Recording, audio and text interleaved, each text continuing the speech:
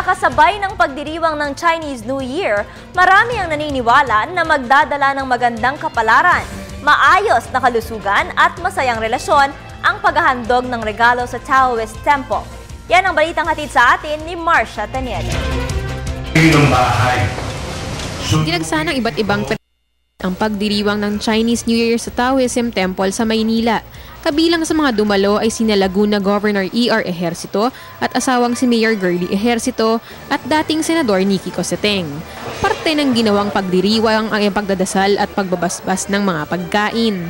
Nagpahayag naman ng kagalakan ang Chinese community sa importansyang ipinakita ng gobyerno sa Chinese New Year. This is the first time that our government declared tomorrow Chinese New Year as a non-working holidays. Samantala, iginiit naman ni Temple of Taoism President Nelson Eucoriza ang importansya ng pagdarasal. Nagbabala rin ito sa mga kalamidad na maaaring kaharapin ng bansa na may kinalaman sa tubig at earthquake.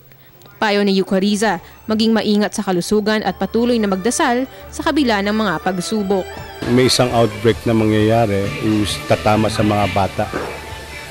So, inano lang natin mga magulang na if ever, kung meron silang makikitang bad things about the kids, they have to look for the health center or sa doktor so that maibsan ka outbreak na yan. Dagdag ni Eucoriza, hindi magiging maganda ang takbo ng ekonomiya. Subalit hindi pa rin dapat mawalan ng pag-asa at manatiling matatag.